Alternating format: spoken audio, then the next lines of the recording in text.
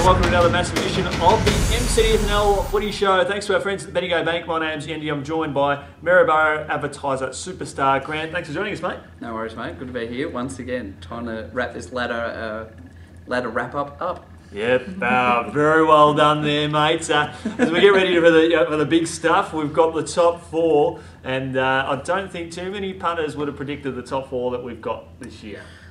Yeah, I think. Well, I might have. I'm going to go and say that they're probably the teams that I wanted up there.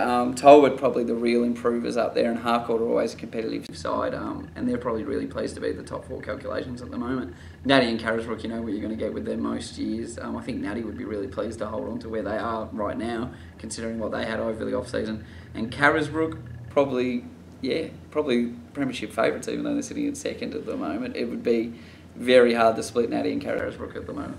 Yeah, it certainly will be, as we get ready to talk up Harcourt, sitting nicely at 8-2 after 10 rounds, and it's fitting from a statistician's perspective. They rank fourth in attack and fourth in defence, and they've got a pretty solid run home that should see them continue to make good strides. I think that the concerning part with Harcourt, though, if you had to look at a bit of a downside, is that their average losing margin is greater than their average winning margin. Is it? Yeah. Yeah, well, there you go. By 4 points there, so you'll happily take it. But the big improver, Kyle Gillingham, where's he come from?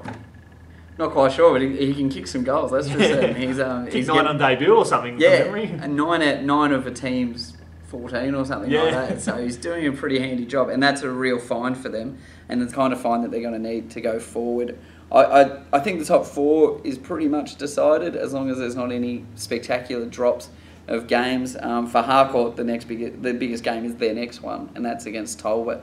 So the teams are on the same amount of points. Percentage is the only thing separating them. So you'd say whoever wins that game probably might finish the year in third. Harcourt got a tough run home. They've got Natte, who historically they've played really well against. Then it's Royal Park, so that's not an easy game either. Carisbrook, Avoca and Newstead. So hopefully they win those last 2 games. They should win 3 of their next 6 games. Should be enough to lock in the top 4. And the other thing is they're going to get a really good look at who they're going to be playing in finals with Talbot, Natte and Carisbrook. I mean, they're meeting all the top 4 teams. That's the hardest draw, isn't it? Some might look at that as a shocking draw, but others might think, well, that's who they're going to have to play anyway if they're going to go anywhere this season. So they'll probably welcome that as well. They're going to be playing one of those teams in the first week of the finals. That's right, and it's going to be late in the season. So, the teams aren't going to change dramatically then. So it's probably right now is the best time to face them, and they don't have an awful lot to lose with that top 4 looking safe. I mean, if they do drop one that they shouldn't, one of those 3 games that we said, then the top 4 is in danger, especially with Navarre circling, and then you lose that double chance and you've got to win every game. So they're going to have to keep on winning, but yeah, I think they'll be welcoming the challenge, especially this week against Talbot. That's the key game. They've done a lot of hard work already. They'd hate to see it come unstuck. You'd see them winning, 3 of their last 6? Yeah, I think about that. And they've got plenty of good players, like you said. They've got their forwards, but they've also got the likes of Paul Chaplin in the middle as well. Ben Leach has been doing some good work up forward as well.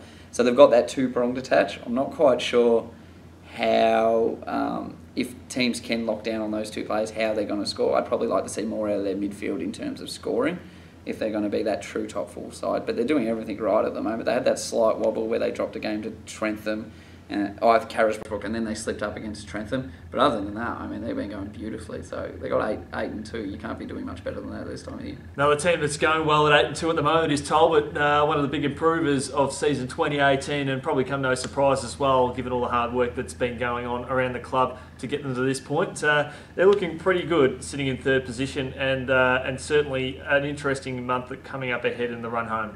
Yeah, absolutely. So again, they've got that Harcourt game, which is obviously the big game, but they've got a pretty good run home. I think they should probably get another 4 wins, and that should be enough to hold on to the 3rd spot, maybe regardless of what happens to Harcourt, as long as they don't drop any games that they should have.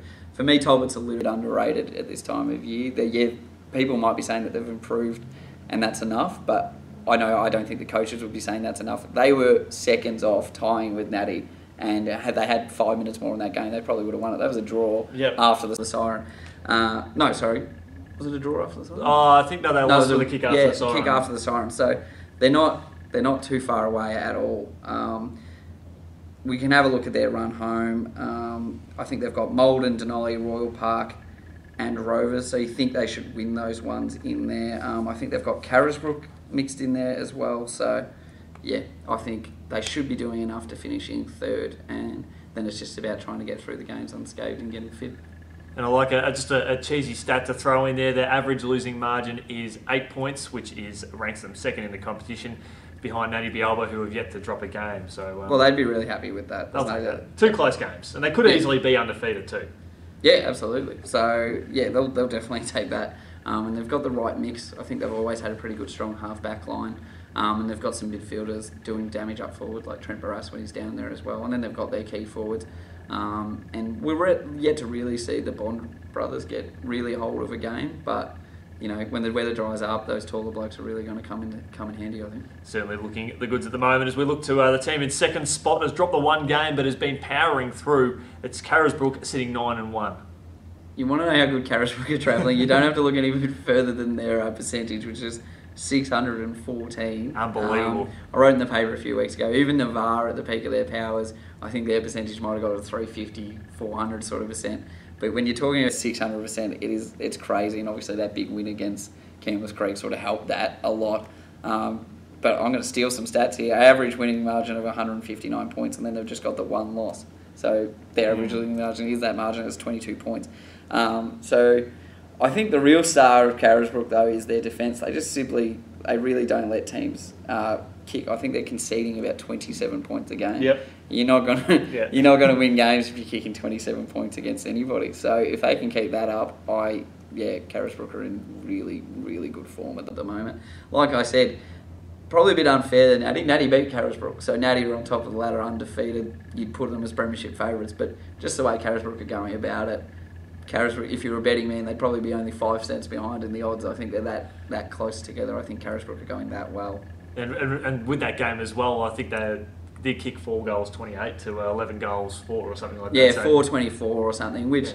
But Natte had that scoreboard pressure on early, so you can read in a lot to that inaccuracy. But it's definitely a performance they're not going to want to repeat. They've been a little bit inaccurate going in front of goals all year, but that's probably because they're just having that many shots as well. So, and they're beating teams by that much, so you start to have some pop shots as well. So Carisbrook definitely going to be there at the business end of the season. Have a look at their run home. I mean, they've got Rovers and Talbot, so that's 2 tough games.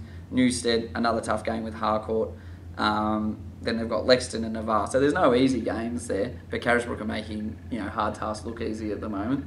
So they're not impossible to beat. They might be knocked off, but they should definitely have that second place sealed up already. And then if Natte happen to drop one, they're going to be minor premiers again. As you mentioned in a previous show, if they're going to drop one game, it's probably going to be to Navarre in the final round.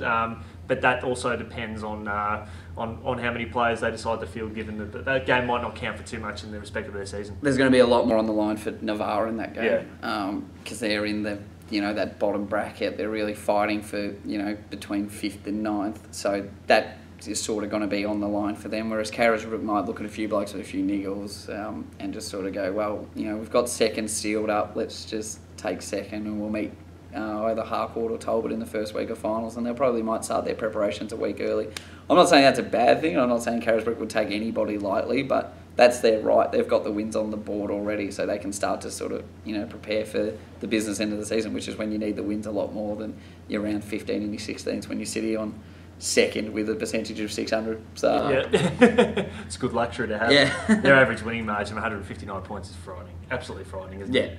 They're massive wins, and I think you can see the true power in what they did to Creek, who aren't they're not a knockover side. They've been kicking goals against every team, but any team that can kick 300 points in a game is a dangerous side. It's more than twice the. We talk about how well they're going. It's more than twice the average winning margin of the second best team, which is Talbot on 75 points. So you're doing all right if you're winning by that. And they've got the 2 leading goal kickers, and then they've got other blokes like Luke Tracy, Matt Bilton, who can really kick goals. I think Tom Garden's been kicking goals as well. So if you can stop 2, you might have 3 others to worry about. So whatever team they're going to come up against is going to have a really good back line. But then they've got the midfield power, especially to back it up. And again, that defence, probably the unsung hero, 27 points a game. You've got to work out a way to break through it. Even when Natte beat them, they only had 11 goals on the board or something, Correct. which, is probably a winning score in some grand finals, but not a lot of the time either. Speaking of Natte, they are the final team. We'll have a look at. They're sitting nicely on top of the ladder, yet to lose a game, and at the moment they're right on track to the minor premiership. They haven't got the easiest run. Not the easiest run home. Pretty much every game is a danger game, and as I said, I think in a previous episode, it's tough to keep winning when you're winning. It's always, the pressure each week, you're going to go through undefeated, and sometimes it's not bad to have a loss either, to get that feeling before finals. When you don't lose, you don't know what it feels like, you don't know what you want to avoid again, and I think football has shown us that when a team goes through undefeated in the season, sometimes that's when they fall over in the finals and everybody gets shocked. So their best start to an MCDFNL season since they've joined, 10-0. They've had 9-1 starts in the last 2 years. They've gone one better than that, so that's already a box ticked. They've had some injuries, but they keep on winning as well. I mean, they've got Lockie Cameron, who's, he's making a claim for being one of the best ruckmen in the league at the moment. He's playing really well. And they've got a really good spread going forward. A little stat that I dug up at round 10, I think, to have players with 10 goals is they're getting a goal a game. It's a good sort of mark of a side. They've got 7 individual goal kickers who have got 10 goals.